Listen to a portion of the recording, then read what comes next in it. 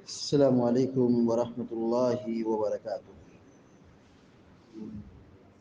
الحمد لله رب العالمين والعاقبة للمتقين، والصلاة والسلام على أشرف الأنبياء والمرسلين نبينا محمد وعلى آله وصحبه أجمعين ومن تبعهم بإحسان إلى يوم الدين. أما بعد،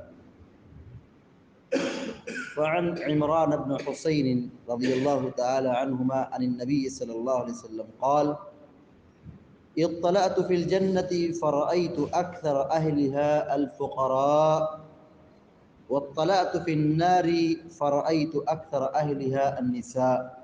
رواہ البخاری۔ بخاری شریف کی ابھی آپ کے سامنے ایک چھوٹی سی روایت پڑھی گئی ہے۔ حضرت عمران بن حسین رضی اللہ تعالی عنہما بیان فرماتے ہیں کہ نبی کریم صلی اللہ علیہ وسلم نے فرمایا: اطلعت فی الجنہ فرأیت اکثر اہلها الفقراء، کہ میں نے جنت میں یا جنت کو میں نے جھانک کر دیکھا تو اس میں زیادہ تر فقراء اور غریبوں کو میں نے پایا۔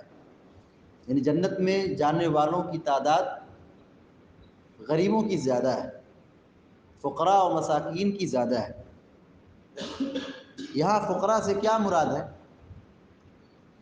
نیک غریب، دیندار فقیر، جو صبر کرتا ہے اور شکوہ شکایت نہیں کرتا ہے، اللہ رب العالمین کی تقدیر پر اور اس کی نعمت پر اور اس کی تقسیم پر اطمینان اور یقین رکھتا ہے اور صبر کر رہا ہے، اور مزید یہ کہ جو دین کی تعلیمات ہے اس پر عمل کر رہا ہے، تو ایسا فقیر یہاں مراد ہے، دیندار فقیر۔ ہر فقیر نہیں کہ فقیر لوگ جنت میں زیادہ ہوں گے، ایسا عام نہیں۔ حدیث کا مطلب یہ ہے کہ میں نے جنت میں ان فقیروں کو زیادہ پایا جو دیندار تھے، صبر کرنے والے تھے۔ وَاطَّلَعْتُ فِي النَّارِ فَرَأَيْتُ أَكْثَرَ أَهْلِهَا النَّارِ۔ پیارے نبی صلی اللہ علیہ وسلم آگے فرما رہے ہیں کہ میں نے جہنم میں جھانک کر دیکھا تو عورتوں کی تعداد زیادہ پایا، وہاں عورتوں کی تعداد زیادہ نظر آئی۔ حدیث کا مطلب یہ ہے وہ عورت جو گنہگار ہے، ہر عورت مراد نہیں کہ ہر عورت جہنم میں جائے گی، گنہگار خواتین، گنہگار عورتیں، نافرمان عورتیں جو روزہ نماز کی پابندی نہیں کرتی، دین پر عمل نہیں کرتی، بے حیائی اور بے پردگی کا مظاہرہ کرتی ہیں، یا اپنے شوہروں کو تکلیف پہنچاتی ہیں، تو ایسی قسم کی عورتیں یہاں مراد ہیں۔ تو پیارے نبی صلی اللہ علیہ وسلم نے جنت کو دیکھا، جہنم کو دیکھا۔ اس کا مطلب یہ ہوا کہ جنت اور جہنم یہ دونوں موجود ہیں، اللہ تبارک و تعالیٰ نے کو پیدا کیا ہے۔ جنت بھی ایک مخلوق ہے، جہنم بھی ایک مخلوق ہے، اور یہ ابھی بھی موجود ہے۔ ایسا نہیں کہ قیامت کے دن پیدا کی جائے گی۔ جنت ابھی بھی موجود ہے، جہنم ابھی بھی موجود ہے۔ خود اللہ کے نبی صلی اللہ علیہ وسلم نے اپنی آنکھوں سے دیکھا ہے، شب معراج میں اپنی آنکھوں سے دیکھا ہے۔ اور بعض قسم کی روایت ہے جس میں یہ کہ آپ نے خواب میں دیکھا ہے، اور انبیاء علیہ الصلوۃ والتسلیم کا جو خواب ہوتا ہے وہ سچ ہوتا ہے، وہ حق ہوتا ہے، وہ حقیقت پر محمول کیا جائے گا۔